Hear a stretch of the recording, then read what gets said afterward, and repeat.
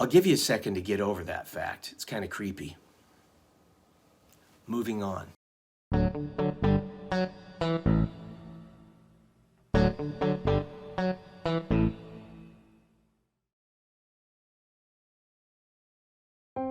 In a previous video, I talked about what the beast we read of in the book of Revelation symbolically represents. There's more to the beast than this, but where it concerns the end of this age we're living in and the second coming of Jesus to this earth, that beast represents a human being that will bring about an unprecedented amount of destruction and persecution on both Jews and the followers of Jesus. We commonly refer to this future person as the Antichrist.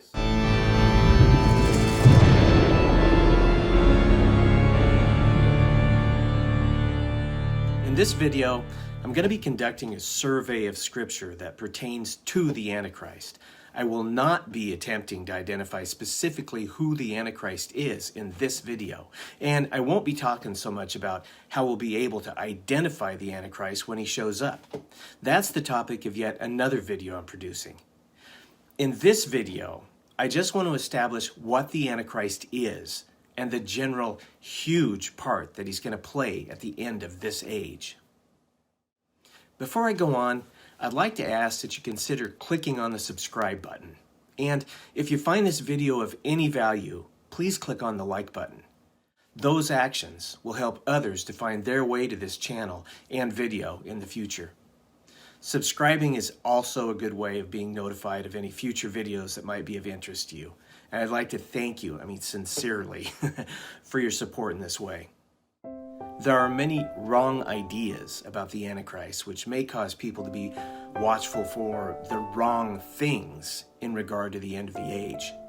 Well, like many other things in the Bible, especially where it comes to biblical prophecy, people quickly depart from Scripture and start speculating, embellishing Scripture, often by focusing on one detail rather than the entire picture of what's going on. And where it comes to the Antichrist, we tend to look around us and look for the villain of our time to pin the Antichrist tail onto. Rather than playing pin the tail on the Antichrist, let's just look at the basic facts about him, provided us by Scripture alone.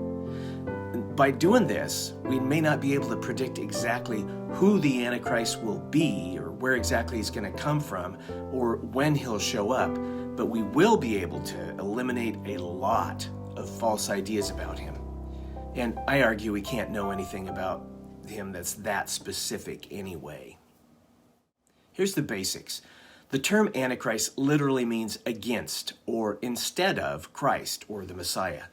This character in the future certainly will be against Jesus and his people as he declares himself to be God and desire to be worshipped in the place of God. The Apostle John wrote about the spirit of Antichrist.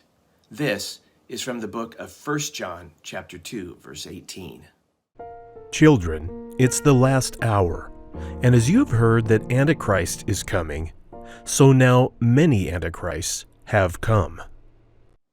John initially brings up that it was known by those that he was writing to that an individual person that they knew would be the Antichrist is coming in the future. He refers to that particular Antichrist in the singular, as though it's a single human being. This single human being is the character that we're going to be talking about, the Antichrist. But what about when John says, so now many Antichrists have come? What does John mean by this, that many Antichrists have already come? Well, John is talking about the spirit of Antichrist, and not the ultimate fulfillment of the Antichrist, which is the beast that he'll be a part of. The Antichrist will be a part of this beast that we read of in the book of Revelation. That beast will certainly embody the spirit of Antichrist, but as John explains, many embody the spirit of Antichrist. Like I said, the word Antichrist itself means against or in place of the Messiah. But let's hear what qualifies as being the spirit of Antichrist, according to the Apostle John. By this you know the Spirit of God. Every spirit that confesses that Jesus Christ has come in the flesh is from God, and every spirit that does not confess Jesus is not from God.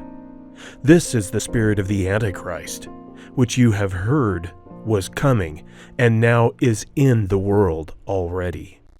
There are literally billions of people in the world today that do not confess Jesus as coming from God.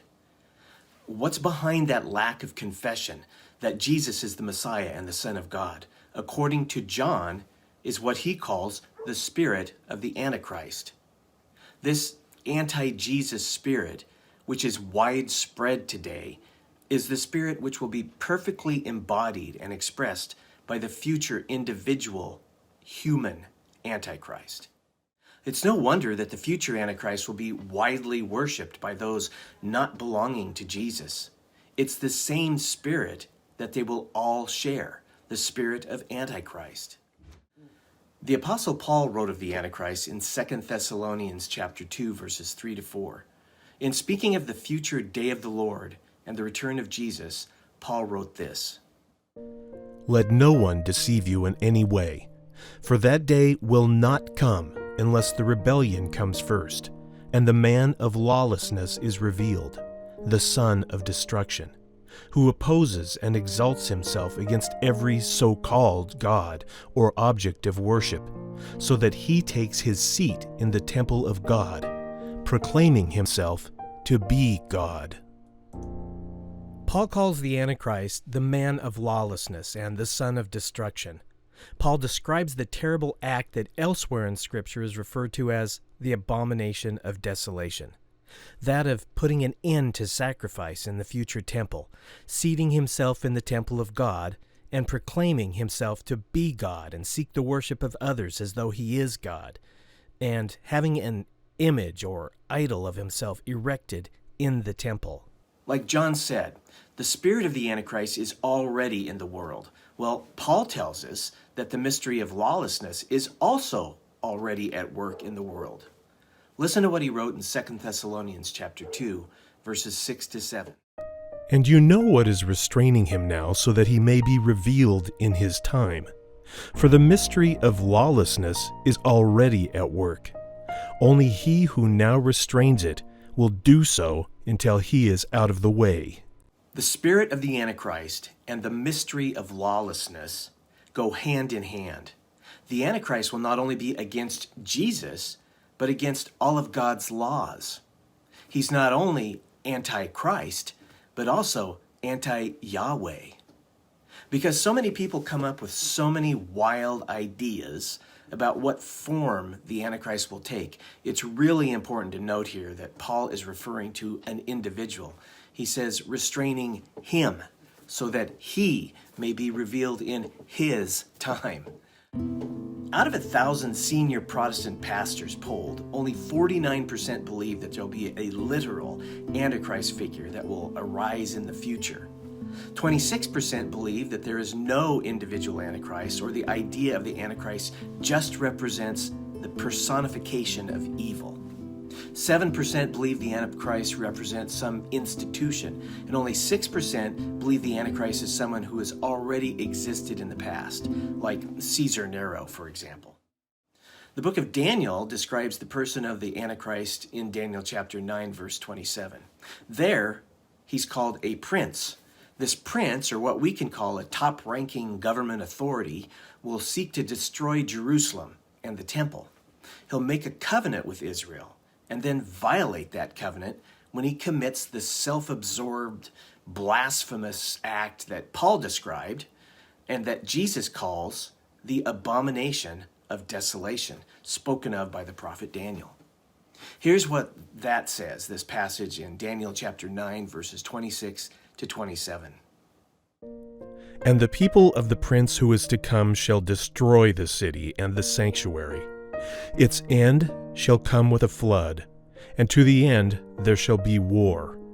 Desolations are decreed, and he shall make a strong covenant with many for 1 week, and for half of the week he shall put an end to sacrifice and offering. And on the wing of abominations shall come one who makes desolate, until the decreed end is poured out on the desolator. So, the Antichrist is called a prince by the angel who filled in Daniel about this vision.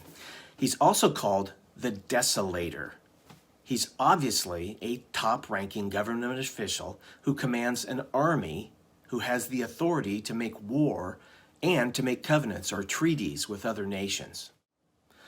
So I need to address the thing that's believed by a significant number of people regarding this passage, that this prophecy has already been fulfilled, so it therefore can have nothing to do with the future Antichrist, if there is one. Those who believe that the bulk of Bible prophecies have been fulfilled in the past are called preterists. Well, as far as the surrounding of Jerusalem and the act of the Abomination of Desolation taking place in history, I don't have any argument with those guys about those things having already occurred in history. In fact, they've occurred twice since this prophecy was given by Daniel, and at least once before it was given. In fact, according to first century historian Josephus, most Jews during Jesus' day believed this prophecy was fulfilled by the Seleucid king, Seleucid part of the Greek kingdom, Antiochus Epiphanes IV in 168 BC during the Maccabean revolt. The apostles of Jesus had to be surprised when Jesus informed them that the act of abomination of desolation was still to occur, yet in their future. They thought it was in the past. Listen to Jesus' words informing them of this. This is from Matthew chapter 24, verses 15 to 21. So, when you see the abomination of desolation spoken of by the prophet Daniel standing in the holy place, let the reader understand. Then let those who are in Judea flee to the mountains. Let the one who is on the housetop not go down to take what is in his house, and let the one who is in the field not turn back to take his cloak. And alas for women who are pregnant and for those who are nursing infants in those days. Pray that your flight may not be in the winter or on a Sabbath, for then there will be great tribulation, such as has not been from the beginning of the world until now. No, and never will be. The reason this act, called the Abomination of Desolation, will occur again at the hands of the future and final Antichrist is because the context of what Jesus is talking about includes his answering the questions from his disciples. What will be the sign of your coming and the end of the age?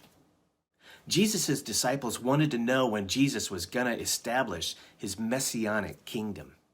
Secondly, after describing how bad the Great Tribulation will be following the act of the Abomination of Desolation, and warning us about being deceived about Jesus' coming, he says this: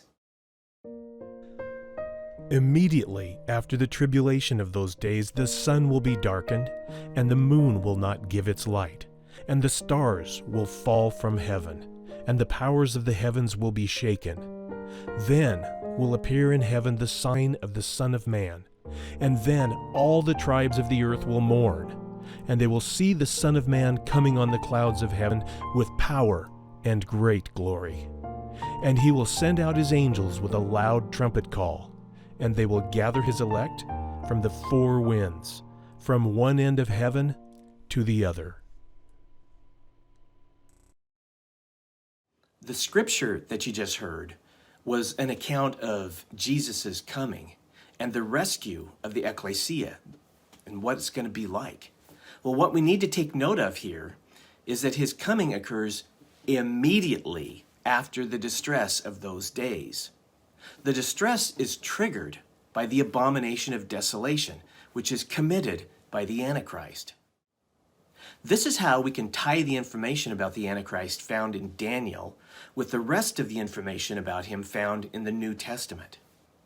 Jesus told us in his Olivet Discourse how terrible the persecution at the hands of the Antichrist is going to be, worse than ever before in history. That means, yes, even worse than the Nazi Holocaust in Germany. The book of Revelation talks about this persecution in chapter 12, verses 7 to 17. It's there that after we define the symbolism, which there's a lot of it there, that we see Satan persecuting both Jews and Christians. Then we read in chapter 13 that the seven-headed dragon, which symbolically stands for Satan, directly controls the similar seven-headed beast of chapter 13, which is symbolic for the Antichrist. The persecution Satan engages in will be delivered at the hands of the Antichrist. Listen to what chapter 13 says about the seven-headed beast. This is from Revelation chapter 13, verses 1 to 4. And I saw a beast rising out of the sea, with 10 horns and 7 heads, with 10 diadems on its horns and blasphemous names on its heads. And the beast that I saw was like a leopard. Its feet were like a bear's, and its mouth was like a lion's mouth. And to it the dragon gave his power, and his throne, and great authority. One of its heads seemed to have a mortal wound, but its mortal wound was healed, and the whole earth marveled as they followed the beast. And they worshipped the dragon, for he had given his authority to the beast. And they worshipped the beast, saying, "Who is like the beast, and who can fight against it?" I talk specifically about what the beast is more extensively in another video I produced titled, "What is the Beast of Revelation?" Please watch that video for a more complete picture of what I'm saying here. I'll put the link for that video below. From what we learned here and up ahead in chapter 17 of Revelation, when an angel explains to John what's going on, he says that the beast represents 7 kingdoms or empires or great nations. And more importantly, there's 7 kings or emperors or government officials.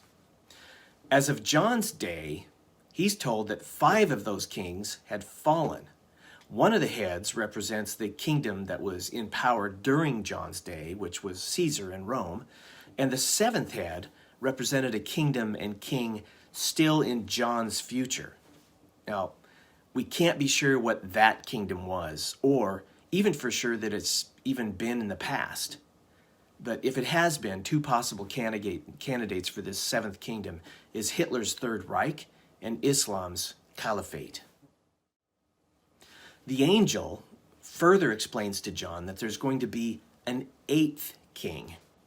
That 8th king is the individual that we're calling the Antichrist. The angel tells John that this person, the 8th king, the Antichrist, comes from among the 7 previous kings. Now, what does that mean? Listen to this from Revelation chapter 17, verses 8 to 12. The beast that you saw was, and is not, and is about to rise from the bottomless pit and go to destruction. And the dwellers on the earth whose names have not been written in the book of life from the foundation of the world will marvel to see the beast, because it was, and is not, and is to come. This calls for a mind with wisdom.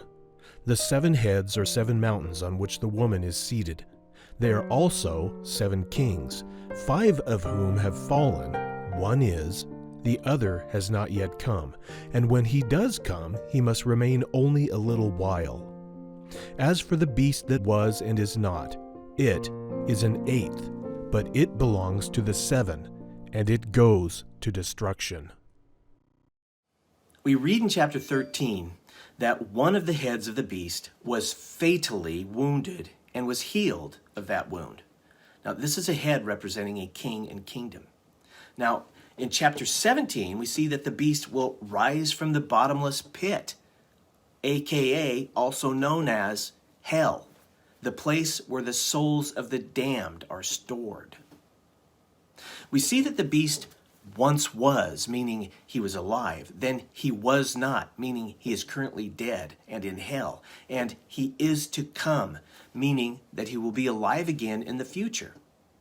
Notice the scripture specifies it's the kings we're talking about and not the kingdoms.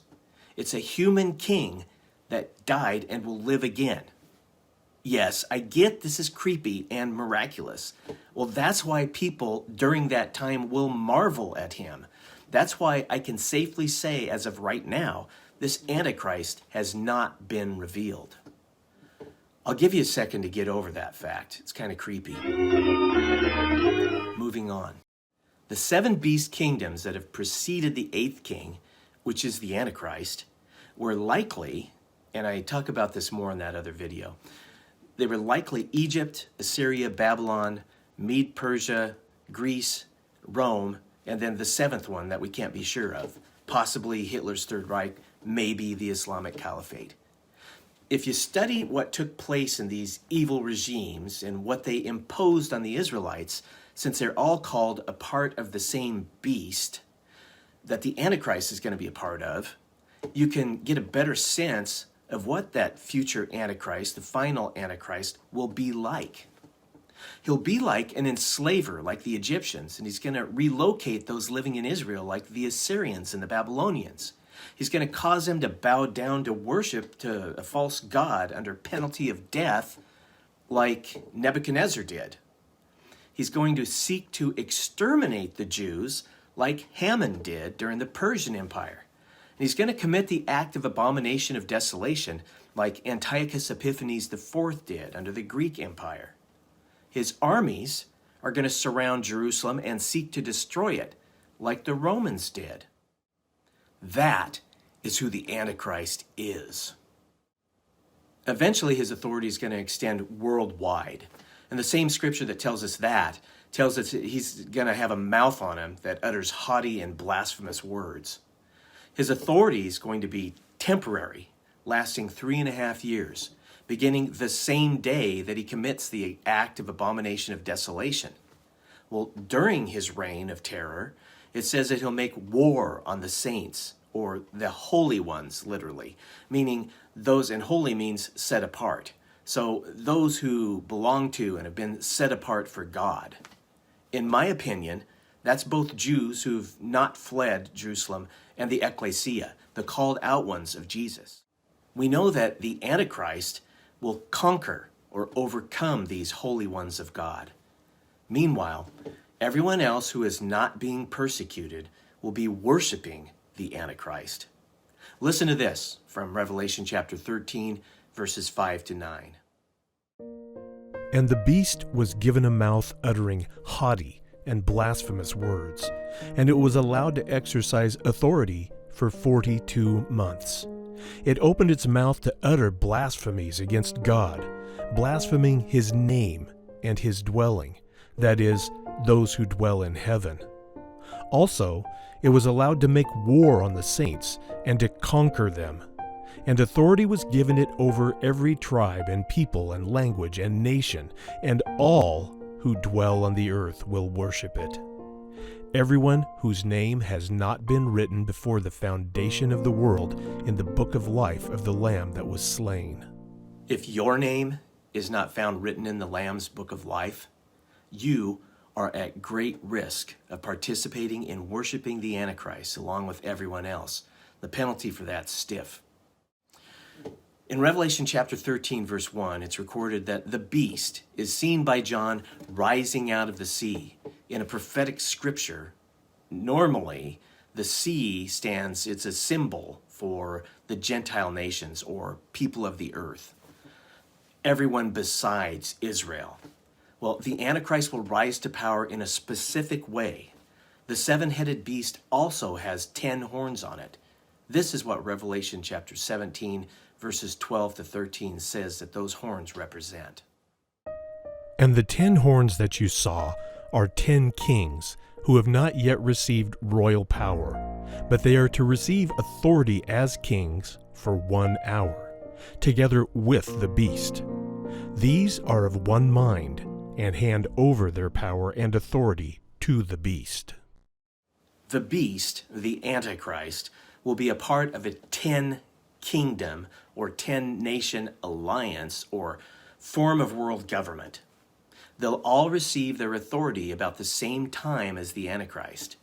They end up handing over their power and authority to the Antichrist. In Daniel chapter 7, Daniel describes a vision that he had of a great and terrible beast that also had 10 horns. he describes a separate little horn that comes up from among them and plucks out 3 of the original 10 horns. This little horn takes control of not only the other horns, but is given dominion over the entire world for, get this, 3.5 years. He's also said to speak blasphemies against God and wear out or persecute God's holy ones. Does that sound familiar? This is the exact same thing that we saw in Revelation. Well, based on the context of the events that follow in the book of Daniel, this is again talking about the end of the age and the future Antichrist. The Antichrist will be able to accomplish all of these things because Satan, the great deceiver, the one that Jesus called the prince of this world, and Paul called the god of this world, is going to hand over to the Antichrist all of his power and authority and his throne.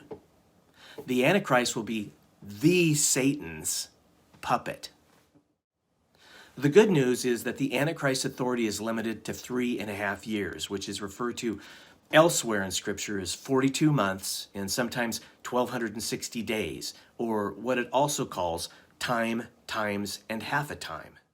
The end of the story for the Antichrist is that he, along with Satan and the Antichrist's accomplice that Scripture calls the false prophet, will cause all of the nations of the earth to send their armies to the place in Israel called Armageddon. They will gather at Armageddon to make war with King Jesus, who is the commander-in-chief of heaven's armies. Bad choice. It is there, at Armageddon, that Jesus will capture the Antichrist and the false prophet. They will be thrown alive into the eternal lake of fire. The armies they brought with them will be struck down by Jesus simply by speaking their defeat and destruction into existence with his mouth. There are other things that we can glean from Scripture that may give us additional clues about where the Antichrist will come from and what he'll be like. But those passages of Scripture tend to be more controversial. Controversial in that they may or may not be referring to the Antichrist or a historical figure. Of course, others would argue that there's no controversy about it. For now, we've covered the main things. So let's sum up what we know about the Antichrist's profile. The Antichrist is only a man. He's a person with governmental authority who commands an army. He'll rise up to power among 10 nations and take over the world by controlling them after defeating 3 of them first. He appears to be resurrected from the dead and embodies one who once was one of the 7 previous kings which make up the beast. He'll be against God and his son Jesus. He will not believe that Jesus was sent by God. He'll desire to be worshipped as God. He will not follow the laws of God. He'll be the worst persecutor in history of the Jews and Christians.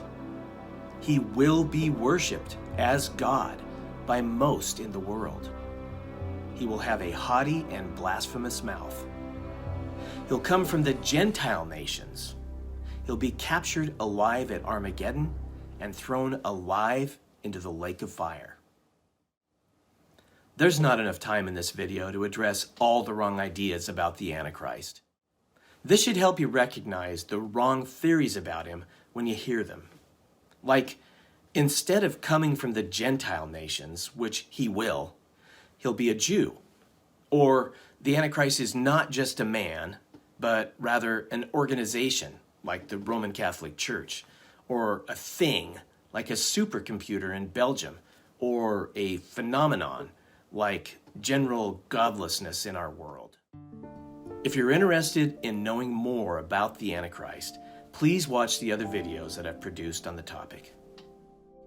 Now, although some of the material you may notice overlaps, by the time you watch all of them, you should have a pretty comprehensive idea about what the Bible has to say about the future villain of the end of the age that we call the Antichrist. I'll put all of that information on links down below. Right now, I'd just like to thank you so much for watching and taking the time to do so. Please, again, consider clicking on the subscribe button for this channel, and you might also want to consider following us on Facebook to stay up on our latest videos, books, and podcasts. So until next time, may God bless you richly, and Maranatha.